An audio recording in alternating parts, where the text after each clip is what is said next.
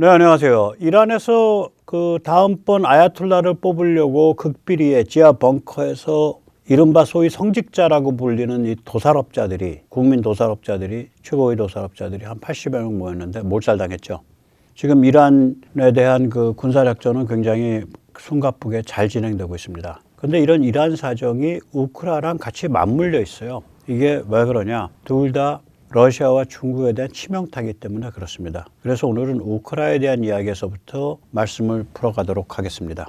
뭐 대충 아시겠지만 우크라이나 국경으로부터 굉장히 멀리 떨어진 깊숙한 곳에 있는 러시아의 전략적 가치가 있는 공장들, 시설들 이런 게 그냥 박살나고 있습니다. 예를 들어서 최근에는 엊그저께는 노보로시스크 흑해에 있는 최대 항구 그게 다 불바다가 됐죠. 그거는 키우에 대한 3월 1일에 있었던 러시아 공격에 대해서 우크라이나가 반격을 가한 사건이었습니다. 좀 갑갑하지만 이거를 표로 이렇게 정리해 보면 이렇습니다. 이 이스칸더 미사일, 오레슈니크 미사일 등 탄도미사일을 생산하는 보트닌스크가 1,300~1,400km 떨어져 있는데 2월 20일에 박살났습니다. 그 다음에 오레슈니크 탄도미사일 발사 시설이 있는 카푸스틴 야르는 1월 달에 박살났습니다. 그 다음에 미사일 포병 화력 총괄국, 그게 GRAU입니다. 그 병기창이 한 800km 떨어져 있는데 그건 12일 날, 지난달 12일 날 박살났습니다. 같은 날 항공기 및 미사일 부품 생산 공장 미추린스크 프로그레스가 박살났습니다. 그리고 엊그저께 2월 27일에는 산업단지 및 석유 허브인 추바시아 타타르스탄이 박살났습니다. 그리고 너무 많아서 여기에는 안 쓰지만 석유 밀거래를 위한 그림자 함대, 추라 터미널들이 곳곳에서 박살나고 있습니다. 그러니까 이제 이게 어떤 거냐면 핑크벨트라는 게 있거든요. 아까 여기 지도에서 보시면은 러시아가 점령한 땅과 지금 우크라이나가 지켜낸 땅의 그 경계선이 있잖아요. 그 경계선이 선이 그냥 이렇게 가는 선이 아니고 그게 뭐 폭이 10km, 20km짜리 들어가기만 하면 양쪽 다 죽는 그런 지대예요. 그래서 그걸 핑크라 그래요. 그러니까 러시아가 점령한 것 같이 보이는데 실제로는 러시아가 그것을 굳히기를 못하고 있는 것. 그래서 그걸 핑크라고 부르는데 이 핑크를 넘어서 핑크벨트를 넘어서 중심 깊숙한 곳을 때려라 이제 이렇게 되는 거죠. 그런 작전으로 옮겨갔습니다. 그래서 여기에서 이제 1등 공신이 플라밍고라고 불리는 괴물 순항 미사일입니다. 우리 같은 경우 보통 순항 미사일이 한 1.5톤쯤 되고 탄두가 한 500kg 정도 되거든요. 우리 현무3도 그렇고 토마호크도 그렇고. 근데 얘는 6톤입니다. 일단 무게가. 탄두는 1톤이 넘습니다. 그러니까 이걸로 한 방 얻어맞으면 그걸로 간다는 소리죠. 거리는 최장 3,000km까지 갑니다. 엔진을 단종된 구덕다리 엔진을 써요. AL25 모터스위치 이브첸코 프로그레스.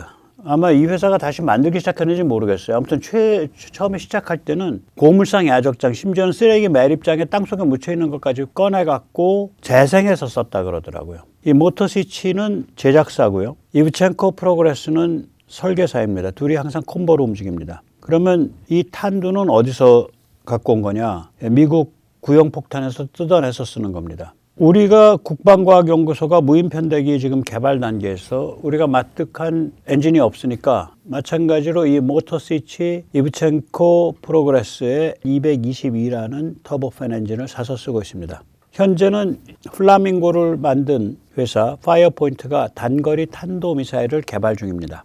이 플라밍고의 이제 그 괴력이나 파이어포인트의 그 앞으로의 계획을 보면 알 수 있는데 플라밍고는 이제 중심 타격용이고 3,000km 사거리고 속도는 아음속이고 탄두는 1,150km입니다.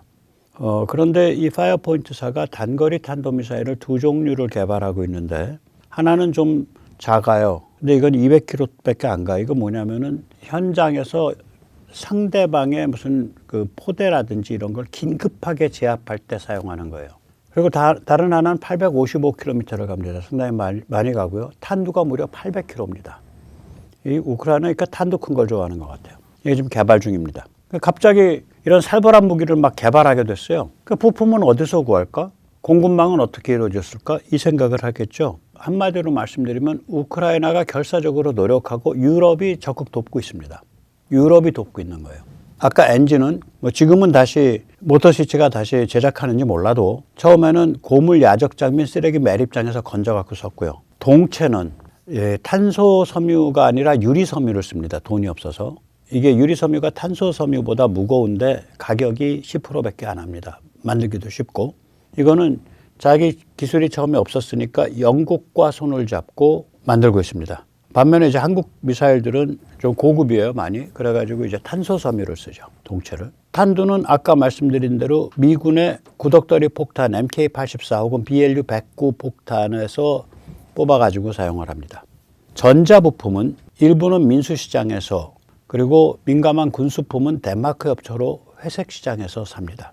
이 민감한 군수품에 해당하는 전자부품은 뭐냐? 관성항법자치. 뭐 이런 게 민간에 나올 리가 없잖아요. 전자광학 적외선 센서. 민간에 군용으로 쓸만한 게 나온 게 없겠죠. 그 다음에 얘가 6톤짜리가 이제 처음에 공중으로 날아올라야 될 거 아니에요. 그래서 어느 정도 속도를 가졌을 때 그 다음부터 뭐 터보팬이 돌아가면서 이제 그 터보팬의 힘으로 제트로 이렇게 날아가는 거 같죠. 그러면 처음에 날려올 때 어떡하냐. 예, 무슨 복잡한 수직 발사대 이런 거 안 씁니다. 일단 수직 발사대 쓰더라도 로켓 부스터로 처음에 밀어 올리거든요, 이거를. 그럼 로켓 부스터는 뭘로 만들어지냐? 고체 연료로 만들어지죠. 로켓 모터용 고체 연료. 그거 계속 만들면은 우리 우주 가는 로켓 연료예요. 그 탄도미사일 로켓 연료예요, 그게. 야, 근데 우크라이나가 그런 기술이 어디 있었어? 없었죠. 그래서 덴마크가 그 기술을 어레인지를 한 거예요. 그래서 덴마크가 이런 기술을 전수해 주기 위해서 국내법을 20개를 뜯어 고쳤습니다. 그래가지고 이 공장은 덴마크와 합작으로 덴마크의 제조 공장이 있습니다.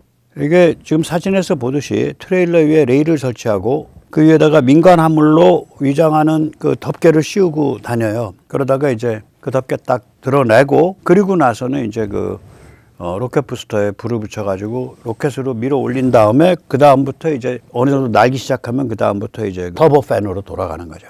그리고 터보팬 엔진용 제트 기름, 이거 어저께 말씀드렸죠. 원래는 이제 미사일용 제트 기름은 민수용과 달리 뭐 10년씩 그 탱크 속에 집어넣어도 변질도 안 되고 뭐 꾸덕꾸덕해지도 않고, 그 다음에 어는 점, 응결점, 그것도 뭐 굉장히 낮아요. 마이너스 79도. 일반 기름 마이너스 한 4, 50도에서 어는데.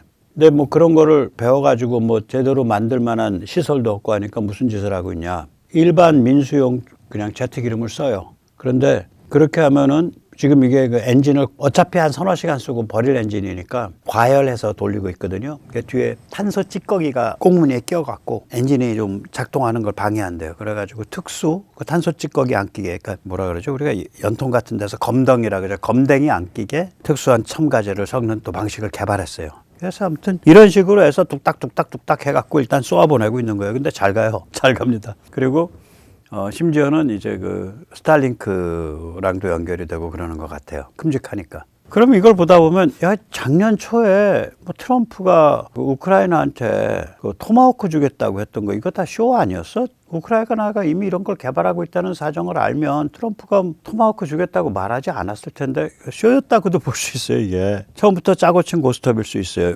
러시아 헷갈리게 하려고. 트럼프가 작년 초에 뭐 푸틴이 그 협상 테이블에 안 나오면 우리 우크라이나한테 토마호크 줄 거야. 푸틴아 말 좀 들어라. 이렇게 얘기를 했었죠. 또 그 와중에 젤렌스키는 토마호크 주세요라고 그냥 울며 매달렸었죠. 그러다가 트럼프가 작년 8월에 알래스카 정상회담 무렵부터 갑자기 입을 닦았어요. 그리고 토마호크 준단 말이 쑥 들어갔죠. 그런데 작년 말이 되니까 젤렌스키가 10월쯤 됩니다. 이거 개발 성공했다고 뉴스 나오기 시작한 게, 흘러나온 게. 우리가 만들었어. 근데 펀치파워가 토마호크 2배야. 토마호크는 500kg지 우리는 1000kg가 넘어, 탄두가. 그렇게 된 거예요, 이게. 뭐 이런 그 왔다리 갔다리 하는 생쇼가 벌어지는 와중에서 CIA는 변함없이 꾸준히 좌표를 제공해왔고, 시간이 갈수록 점점 더 살벌한 좌표를 제공했습니다. 예를 들어서 흑해에 떠다니는 그림자 함대, 그러니까 그 석유 실어 날리는 그 배들. 그럼 또 그걸 열심히 가서 또 깨요, 우크라이나는. 근데 그걸 가서 깨려면 제가 한번 말씀드렸나? 우크라이나가 흑해로 나갈 방법이 없어요. 그러니까 이제 추정은 CIA 도움을 받아서 수중 드론을 가지고 이제 어디까지 간 거냐면 그리스의 남쪽 바다까지 간 거예요. 아테네쯤까지. 예, 분해해서. 그래서 거기 현장에서 조립해가지고 띄운 겁니다. 여기서 잠시 세뇌 탈출 말씀 좀 안내해 드리겠습니다. 예. 제가 지금 몇 년째 지금 뭐 구독자 수가 한 18만, 19만쯤 됩니다. 좋아요, 알림, 구독을 눌러주셔야, 예, 그래야 제가 그 유튜브 알고리즘에 좀 그 미운털 박힌 게 좀 많이 해결이 됩니다. 그리고 또 여유가 되시는 분들은 회원가입도 많이 해주십시오. 감사합니다. 여기서 잠시 이제 뭐 철학 비슷한 거 하는 삼천포를 한번 빠져보죠. 이게 왜 그러냐? 아니 트럼프랑 그때 젤렌스키 얼마나 막 토마호크 주네 마네 하면서 얼마나 뭐 거의 멱살잡이 하듯이 했잖아요. 그런데 이렇게 시간이 지나고 나니까 우크라이나의 방어는 유럽이 책임지고 있고 유럽이 계속해서 이런 기술과 물자와 부품을 대주고 또 우크라이나는 결사적으로 그걸 가지고 무시무시한 순항미사일을 만들어서 러시아를 견제를 하고 있고 뭐 이런 상황이 됐다고요. 그런 이런 입장이 다른 것들이 합주를 하모니를 일으키고 있는 거 아니에요? 입장이 다른, 그러니까 출발점이 다른 물길이 결국은 바다에 이르게 되면서 그게 합류를 하게 되잖아요. 그러니까 거대한 합류가 되는 거죠. 이거가 아마 다른 말로 하면 대도무문일 겁니다. 그래서 특히 이 생명과 진실과 인류 보편성을 섬기는 관점이 밑바닥에 깔려 있다면 입장의 충돌은 위대한 합류로 될 수가 있어요. 이게 저는 대도무문의 그 뜻이라고 생각을 해요. 대도는 생명, 진실, 인류 보편성을 섬기는 관점. 그러니까 큰 도죠. 대도고. 무문은 그 차이가 나는 입장들이 결국은 하나로 모이게 된다. 하모니를 이루게 된다. 그런 소리인 것 같고. 그런 잠시 개통 철학을 좀 우리가 이번에 이 플라밍고 그리고 그 배경에 깔린 토마호크로 둘러싼 트럼프와 젤렌스키 사이의 생쇼 이런 걸 보면서 그런 생각을 좀 합니다. 그런데 이제 좀 냉정하게 말해서 야, 이거 우크라이나 항공 엔진 너무 허접하지 않냐? 미사일에 사용된 거. 일단 무게가 굉장히 무거워요. 추력 무게 비율이 5나 됩니다. 우리 F414 엔진이 9예요. 그러면 이걸 적용하게 되면 이게 지금보다 엔진 무게가 한 절반으로 줄여져야 되고요.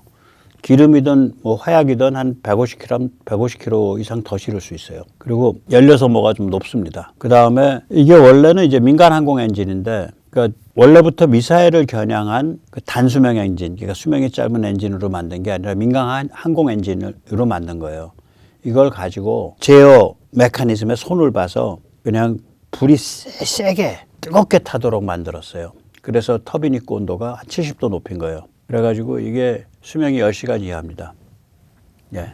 이런 좀 무식한 엔진을 가지고 지금 이걸 미사일을 만든 거죠. 근데 이제 그 우크라이나 이렇게 이런 군사 기술을 우습게 보면 큰일 납니다. 이게 필요가 발명의 어머니거든요. 저 사람들 지금 4년째 목숨 걸고 싸우고 있잖아요. 그러니까 저 사람들 입장에서는 이런 무기가 빨리빨리 나와야 자기 생명을 건질 수 있는 거라. 그러니까 필사적으로 똑똑한 친구들, 그런 친구들이 아주 결사적인 마인드를 갖고 달라붙어 있는 것 같아요. 그래서 지금은 이제 이걸 그냥 보시면 아까 말씀드린 대로 이제 그 25TL 이게 이제 원단 민간 엔진인데 이거를 플라밍고형으로 이제 변형을 일으켜서 지금 쓰고 있는 거예요.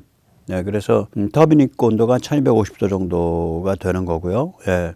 이게 뭐 지금 단종되다시피 한 허접한 엔진입니다. 그런데 이거를 만든 그 파이어포인트사가 그 아까 말씀드린 탄도 미사일 말고 첨단 엔진 쪽에 지금 아주 진심으로 달라붙어 있어요. 그래서 그 첨단 엔진 두 종류를 만들고 있는데 하나는 그냥 우리가 첨단 엔진이라고 부를 수 있고 또 하나는 첨단 단수명이라고 부를 수 있는데 이게 어쩌면 한국보다 빨리 갈 수 있어요. 그 사람들은 절박하니까. 그리고 그 사람들은 리자이밍이 없잖아. 그 사람들은 리자이밍 대신에 젤렌스키를 갖고 있고 그 사람들은 더불당 국회 독재 대신에 제대로 좀 돌아가는 국회를 갖고 있으니까 우리보다 빨리 갈 거예요. 덜 절박하고. 지금 우리 첨단 항공 엔진이 그 터빈 입구 온도를 1650도 정도로 지금 설정하고 있거든요. 근데 추정을 해보면 우크라이나도 1650이에요. 그 다음에 우리 첨단 항공 엔진이 단결정 초특급 합금, 그걸 슈퍼 엘로이라 그럽니다. 단결정 초특급 합금, 예를 들어서 그런 게 인코넬 718 같은 건데 그거를 쓰려고 하고 있거든요. 우크라도 그런 단결정 초특급 합금을 쓰려고 합니다. 그러면 그런 걸 하려면 단결정 주물이라는 첨단 기술을 동원해야 되는데 우크라도 그거를 지금 기술을 습득하려고 하고 있습니다. 어떤 금속으로 잘 만들어도 엔진으로 만들면 1000도 이상을 넘기기가 어려워요. 금속의 용융점이 1200, 1300이 되더라도 그건 금속이 녹는 점이지. 금속이 휘어지는 거, 금속에 금이 가는 거, 이건 어떡할 거냐 이게. 그래서 녹는 점보다 20, 30% 아래로 잡아줘야 됩니다. 그래서 엔진에서 금속 자체의 물성으로 버틸 수 있는 최대치가 아주 최고급의 슈퍼 알로이 초특급 합금으로 만들었다고 하더라도 단결정 슈퍼 알로이로 만들었다고 하더라도 그 최대치가 1000도쯤으로 봐요. 그러면 아니 뭐 F-35는 거의 2000도 견디잖아요. 그건 어떻게 견디는데? 예, 그 이제 빠져나가는 그 어떤 요령이 있죠. 그게 세 가지거든요. 하나는 이게 그 터빈이라 그러면 이제 그 연소가 일어나서 불길이 아주 고압으로 쫙 밀려드는 그 부분에서 그걸 받아가지고 돌아가는 애를 터빈이라 그래요. 이게 터빈이 물레방아죠. 물레방아라는 게 물을 받아서 돌아가잖아요. 얘는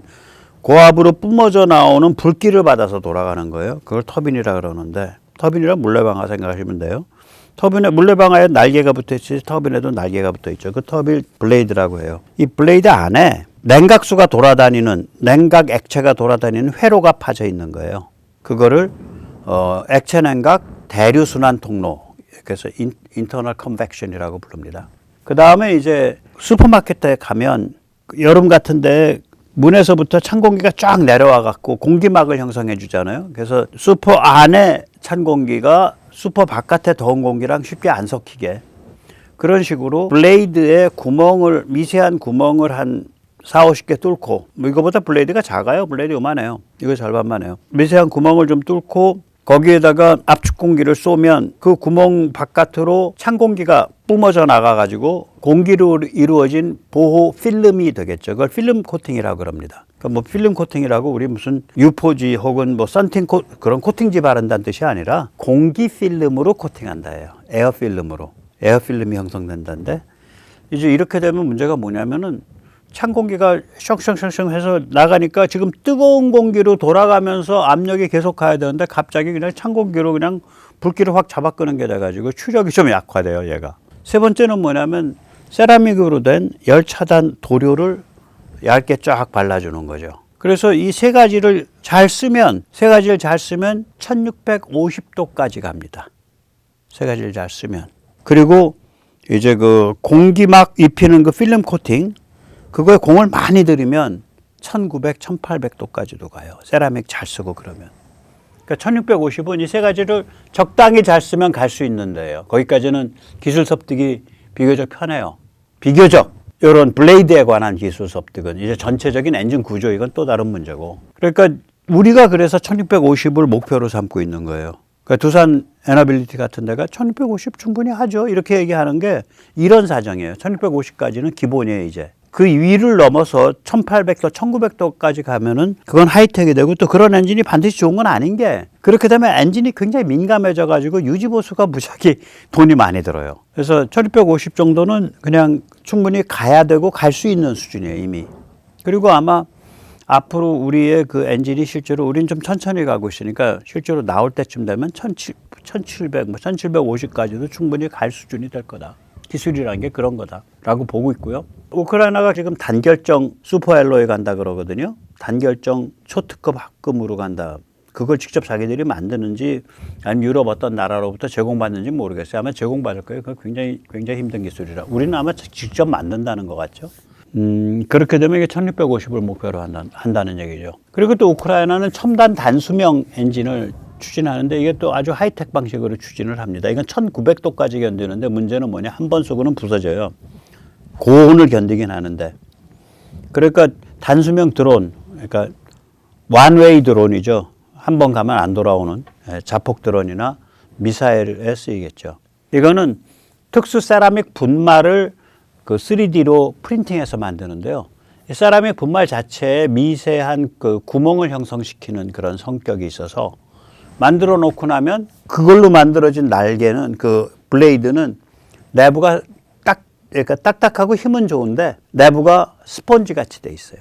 그러니까 거기다가 내부 안에다가 그 3D를 할 때 메인 통로를 뚫어 놓고 그 메인 통로에서 공기를 밀어내면 바깥으로 땀이 바깥으로 밀려 나오듯이 그 찬 공기가 밀려 나와서 그게 더운 공기랑 자연스럽게 천천히 섞여요.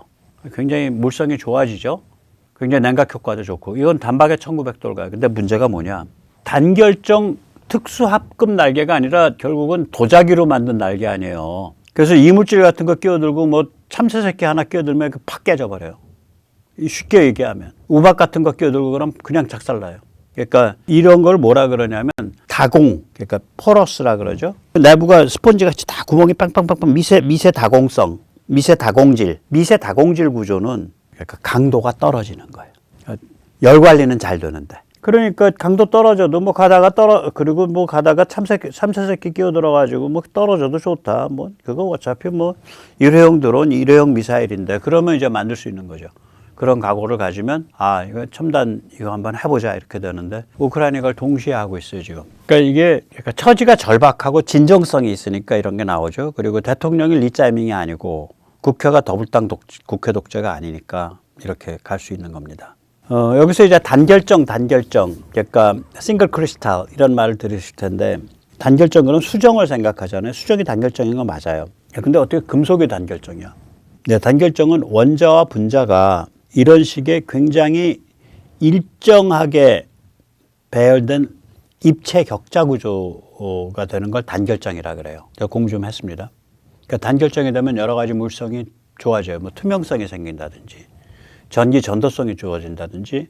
투명성이 좋아진다는 얘기는 뭐예요?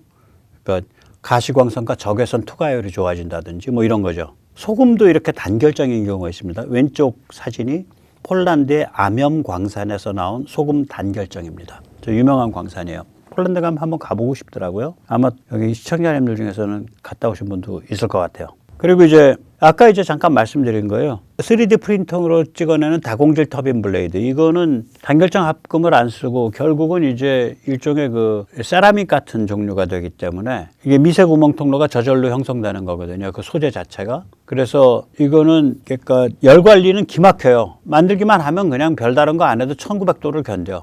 근데 문제는 뭐냐? 강도가 약해요. 그래서 이 단수명 엔진, 그러니까 드론이나 미사일에 사용하는 단수명 엔진에 이렇게 쓰는 겁니다. 이게 우크라 전쟁이 이제 뭔가 증명을 한 게 있어요. 이게 뭐냐면은, 이거 우리가 탈냉전 시대잖아요. 냉전 시대는 제가 전번에 말씀드렸던 것 같은데, 그러니까 핵무장한 슈퍼파워가 대립하는 그 상태에서 인류의 운명이 결정되는 거예요. 그러니까 공포의 균형이에요. 그러니까 중간에 어떤 미들 파워가 낄 자리가 없어요. 근데 지금 이런 시대에서는 미들 파워가 자주국방을 하면서 훌륭한 동맹을 맺고 있고 이런 상태에서 그러면 슈퍼파워를 겁을 안 내게 돼요. 겁을 낼 필요가 없다는 거예요. 그러면 슈퍼파워가 어차피 핵무장 슈퍼깡패가 핵 못 쓰는데 미들 파워 상대로 그거 아니에요. 지금 우크라이나 전쟁 터지고 나서 그 푸틴 그리고 그 전에 푸틴 대신에 그 바지 사장, 바지 대통령 했던 메드베프 뭐 이런 또 그 러시아의 핵심들이 핵으로 까 한 소리가 모아놓으면 가만히로 10가만이 나올걸요. 우크라도 핵가, 독일도 핵가, 프랑스도 핵가, 미국도 핵가, 영국도 핵가. 다 핵가야, 천지사방에. 근데 핵을 못 갔잖아. 그러면 중무장 고순도치가 되어서 비핵 전력을 적절히 사용하면 지금 러시아가 아주 망가지듯이 핵무장 슈퍼파워를 골로 보낼 수 있다. 이걸 증명한 거라고요. 그럼 이게 우리한테 무슨 뜻이냐면 제1도련 최전선 4개 나라, 한국, 일본, 대만, 필리핀. 이게 중무장 고순도치로 거듭나면서 미국을 허브 리더로 끌어들이면 중국도 꼼짝 못한다는 소리죠. 우크라 하나가 지금 러시아를 골로 보내는 판인데 한일 대필이 미국을 허브로 끌어들이면서 중무장 고순도치로 딱 맞서면 중국은 숨도 못 쉬는 거예요. 참고로 제1도련을 제가 드디어 그림을 바꿨습니다. 이렇게 돼요. 밑에서부터 올라오면 필리핀, 그 다음에 대만, 그리고 오키나와 열도, 그 다음에 큐슈가 들어가요. 큐슈에 미국의 중요한 주일 해군에 굉장히 중요한 항구 사세보가 들어있죠. 그 큐슈에서 우리 서귀포 앞바다를 빙글 돌아서 서해로 올라오는 거예요. 그러면 일본의 혼슈와 홋카이도는 이미 제1도련에서 빠져요. 이게 왜 빠지게 되냐면 제일 처음에 제1도련이 나왔을 때는 중국은 아무것도 아니었고 러시아를 견제하는 거예요. 그러니까 당연히 알류샨 열도, 그러니까 알래스카에서 알류샨 열도로 이어져 가지고 홋카이도로 이어져서 그 다음에 혼슈로 이어져서 해서 일본에 쭉 들어오고 우리는 그 러시아 견제에 뭐 그렇게 크게 뭐 없으니까 어떻게 왜 동떨어져서 바깥에 있는 것 같이 되고 그렇게 된 거죠. 그게 옛날 일이죠. 근데 지금은 러시아 견제라는 건 의미가 없이 중국 견제니까 그러면 한국이 제1도련의 북방 종단이요, 주춧돌이요, 린치핀이 되는 거예요. 이게 맞는 제일도령 그림입니다. 그러면 일본의 혼슈와 홋카이도는 어떻게 되냐? 예, 일본의 혼슈와 홋카이도는 뒷단에서 제일도령 제2선에서 뒤를 담당해주는 든든한 2선이 되는 거죠. 이 서울시 도성도요, 좀 이상해가지고, 두 겹인 부분이 있잖아요. 그게 어디냐면, 그러니까 서울시를 둘러싸는 성곽이 북악산을 넘어서 인왕산으로 이어지잖아요. 그런데 바깥에 성곽이 한 벌이 더 있는 데가 있어요. 그게 어디냐면 홍지문이 있는데, 그게 이제 북한산 탕춘대 능선에서 문화촌으로 이렇게 오는, 거기에 한 겹이 더 둘러져 있다고. 마찬가지죠.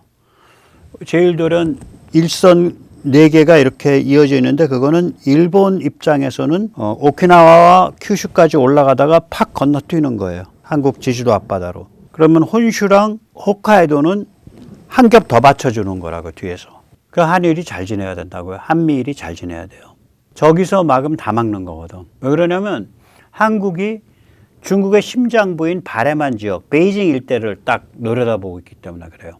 불과 뭐 서울에서 1000km인데 KF-21이 떠가지고 800km 가는 철령 한 방 놓으면은 진핑이 아재 발밑에까지 가요. 서로 그런 사이야. 서로 그런 사이라고요. 서로 딱 칼을 상대방 목에 경동맥에 딱 걸고서 너 던길래? 너 던길래? 하고 있는 그런 사이예요. 중국과 한국은. 예. 그래서 이제 우크라이나 전쟁이 이게 이제 이란이랑 연결이 되는데, 이란도 그렇고 우크라이나도 그렇고 이게 중국 러시아를 완전히 박살을 내는 거거든요. 우크라이나 전쟁으로 러시아는 어떻게 된 거냐? 10가지 결과가 있습니다. 경제가 파탄 났죠. 유럽 나토를 강화해 줬죠. 아니 세상에 그 핀란드와 그 스웨덴까지 나토 가입을 했잖아요. 그래서 발틱이 나토 내해가 돼버렸잖아요. 그 다음 폴란드가 군사 대국이 돼버렸죠. 여기 또 한국이 또 혁혁한 공을 세웠죠. 우크라가 러시아의 철천지 원수가 됐잖아요. 앞으로 우크라 사람들은 러시아 쪽 보고 오줌도 안 싸요. 우크라 남자들은. 그 다음에 중동, 이란, 시리아를 상실을 했죠. 그러니까 이란, 시리아로 대표되는 중동 영향력을 상실해 버렸잖아요. 그 만약에 러시아가 지금 우크라이나에 저렇게 발이 안 빠져 있었으면 시리아 넘어질 때, 이란 넘어질 때 가만히 있겠어요? 댕댕거리고 난리가 났죠. 6번째, 중앙아시아 5탄을 상실했습니다. 그럼 일단 떼가지고 시진핑한테 내줘버렸잖아. 그 중국이 못 받게 된다고 저거. 중앙아시아 5탄이 중국한테 순순히 들어가겠어요? 자원을 갖고 있는데. 이쪽으로 이란을 통해서 인도양으로 빠지는 길목이 생겼는데 뭐하러 중국만 보고 살아? 석유나는 데는 투르크메니스탄, 우즈베키스탄, 카자흐스탄 아니에요. 바로 이란이랑 붙어있는 나라들이에요. 카자흐가 좀 먼데 거긴 또 카스피해랑 해서 통해서 이란 붙어 있으니까 훨씬 쉽죠. 또 카자흐는 또 거기로 안 나가도 조지아나 이런 데를 통해서 나갈 수도 있고. 그러니까 아제르바이잔, 아르메니아, 조지아 라인을 타고 나갈 수도 있고. 그 흑해를 상실했죠. 왜 그러냐? 흑해를 둘러싼 나라들이 다 기세등등해져가지고 우크라이나, 루마니아, 그 다음에 불가리아는 좀 여기저기 눈치 보는 타입이고, 그리스, 이게 기세등등해져가지고 흑해에서 이제 힘 못 써요. 터키가 폭망한 게 이게 굉장히 뼈 아픕니다. 에르도간이 이게 독일보기 하면서 이게 은근히 푸틴 편드는 인간 아니에요. 또 러시아 가스관 받아서 이렇게 소매 장사하는 게 에르도간 아니야. 에르도안. 그런데 그 러시아 가스 소매 장사가 다 시절이 지났잖아, 이제. 터키의 몸값은 제가 한번 말씀드렸죠. 이제 완전히 똥값이 됐고 터키 자리를 그리스가 차고 들어갔다고요. 경제적으로나, 그러니까 그 가스 파이프라인으로 보거나 혹은 군사적으로 보거나. 군수산업 폭망했죠. 누가 이제 러시아 무기 쓰겠어요? 기존의 러시아 무기 재고 때문에 그거 수리, 유지, 보수, 부품, 후속 판매 이런 건 있을 수 있어도 향후 오해하기도 힘들걸. 오해하기도 힘들 거예요. 누가 러시아한테 우리나라의 안보를 책임져 주세요라고 맡기겠냐고요. 또한 러시아는 이제 푸틴이 물러나고 친서마공으로 전환해야 먹고 살게 됐죠. 안 그러면 먹고 살기가 어렵죠. 그리고 영원히 상당히 오랜 기간 동안 이류 국가입니다. 한 3가지 정도의 이유가 있습니다. 우선 첫째, 성장년 및 전문 지식층이 전부 외국으로 튀었어요. 한 100만 명, 50만 명 튀었다 그러죠. 그러니까 인구 구성이 좀 이상해진 거죠. 거기다가 그 참혹하고 아무 명분도 없고 정말 쪽팔리는 전쟁에서 시달리고 온 사람들이 100만 명이 넘어요, 지금. PTSD 앓고 있는 사람들이. 그 중에 수십만 명은 흉악범이야. 30만 명은. 감옥에서 연쇄살인, 강간, 강도, 뭐 상해치사 이런 거 범한 애들 풀어가지고 거기 간 거라고요. 그 사회가 온전하겠냐고 이제. 그 다음에 온 국민을 핵가 마치 핵을 사용하는 게 너무나 당연한 것처럼 러시아의 제국을 위해서 제국의 영광을 위해서는 핵을 다른 나라에 막 핵을 까도 된다라는 식으로 4년을 세뇌를 해놨으니 이게 국민 정신이 멀쩡하겠냐고. 그래서 저기는 희망이 좀 없어요. 특히 이제 이란과 연결되죠. 이번에 이란을 상실함으로써 국제적 지위가 아무것도 없게 됐어요. 오펙이 원래 아랍권 중심의 산유국의 모임이잖아요. 그게 왜 오펙 플러스가 됐냐면 가장 중요한 이유가 러시아였습니다. 러시아가 거기 들어올라 그러니까 그럼 우리 오펙 플러스로 이름 바꾸자 그랬을 거예요. 근데 지금은 러시아 때문에 오펙 민폐가 됐어. 저 완전 민폐 국가 취급당할걸요? 이제 오펙 나가면. 자, 그렇게 되니까 시진핑은 치명상을 입은 거예요. 그때 시진핑이 푸틴에 배팅할 때 그 평론가들이, 외국 평론가들이 뭐라 했냐면 이 전쟁에서 푸틴이 패배하면 시진핑 굉장히 큰 정치 타격 본다 그랬거든요. 푸틴을 지원하면서 우크라 전쟁에 풀 배팅했잖아요. 올인했잖아. 유럽을 적으로 돌리고 우스갯거리가 된 거예요. 또 베네수엘라, 이란의 원유를 독식하면서 뭐 90% 이상이 다 중국이 가져갔으니까 마두로 하메네이에 배팅한 거거든요. 근데 마두로를 마두로 할 때, 하메네이를 하메네이 할 때 미국이 그 군사력 앞에 그냥 꼬리 말고 깨갱 해버린 거 아니야. 종이호랑이다 이렇게 된 거지. 우스갯거리고 종이호랑이고. 그럼 이걸 국제적으로도 치명상을 입었지만 국내적으로도 마찬가지로 치명상을 입게 되죠. 그런지 다 아니까. 선수들끼리는. 그래가지고 코미디가 됐어요. 나 시진핑 주석님 얼굴을 보고 있으면 피식피식 웃음이 나와. 1대1로 이니셔티브 뭐가 됐냐고. 이란까지 날아갔는데. 글로벌 문명 이니셔티브 얼마나 웃겨. 자기들이 문명을 이끈대. 코미디 아니에요? 글로벌 개발 이니셔티브. 자기들이 자원 약탈하고 돌아다니고 기타 등등 하면서 그걸 개발 이니셔티브라고 불러요. 코미디죠? 더 웃기는 건 뭔지 아세요? 지금 궁지에 몰렸는데 작년 말 올해 초에 하나 더 했어. 글로벌 거버넌스 이니셔티브. 중국 중심 인류 미래 공유 공동체입니다. 너무 웃기죠? 조선일보가 얼마나 그 중국 편 들면서 2018년 이때 그 중국 관세하면서 중국은 중국 제조 2025라는 원대한 비전을 가지고 지금 첨단 산업을 급발진시키고 있습니다. 안미경주 가세요. 안미경주 가세요. 저 트럼프 대도하는 일 하고 있습니다. 이런 얘기를 조선일보가 앞장서서 짓거렸잖아요. 2018년에. 깜짝 놀랐어. 난 조선일보가 반민지 그때 처음 알았어요. 그러니까 글로벌리스트가 아니면 반미야. 조선일보는. 글로벌리스트, 친중 좌빨 글로벌리스트스러운 사람들이 미국 대통령이 돼야 친미를 하고 트럼프스러운 사람이 미국 대통령 들어오면 반미하는 그런데 아주 몹쓸 때죠. 악질이에요, 악질. 예, 아주 그 세련된 악질인데 그 조선일보가 그렇게 2018년에 찬양했던 중국 제조 2025 지금 뭐가 됐냐고 꼴이. 전기차 배터리 다 작살났지 반도체. 자, 그래서 시진핑이 저에게 한없이 그 즐거운 미소를 선사해주는 우스갯거리이자, 예, 그 종이호랑이이자, 예, 너무나 황당한 우리 진핑이 아재, 예, 지금 이제 최신 딜레마가 하나 생겼습니다. 3월 말 4월 초에 지금 트럼프와 정상회담을 하게 돼 있잖아요. 근데 이 시점은 미국이 이란에 대한 개입에 진행하고 있는 상태예요, 미국의. 이란 자유혁명이 진행하고 있는 상태예요. 이게 앞으로 4주인데. 그러면 그 시점에서 시진핑이 트럼프를 만나면 의미가 뭐가 되겠어요? 그래서 둘이 악수하면, 미국이 이란 개입한 거, 정당한 거 저희가 인정할게요. 결국 그것을 나타내는 바디랭귀지가 되잖아. 그러면 이제 안에서 이제 권력 투쟁하는 사람들은, 저 시진핑이 저짓 하려고 트럼프 만나냐? 라고 시진핑 공격할 거고. 밖에서는, 저 시진핑 웃기네. 트럼프랑 눈도장 한번 찍으려고 이란을 팔아넘겼단 말이야. 그리고 개망신하는 거죠. 오케이, 그럼 이제 그럼 만나면 안 되겠어. 오케이, 럼프 형 내가 못 만나겠어. 다음에 만나. 취소. 미뤘다고 치자고. 그럼 뭐가 되냐고. 지금 이렇게 세계가 들썩이고 있는데 중국은 외톨이 왕따 국가, 퍼라이어 스테이트라고 스스로 고백하는 게 되는 거예요. 그래서 우리 진핑이 아재 지금 여러 가지 고민이 많으십니다. 자, 그 고민은 그 고민이고 우리는 이렇게 한심한 대통령과 살벌한 국회 독재를 앞두고 어떻게 해야 되는지 우리도 고민이 많죠. 오늘까지 모시겠습니다. 감사합니다.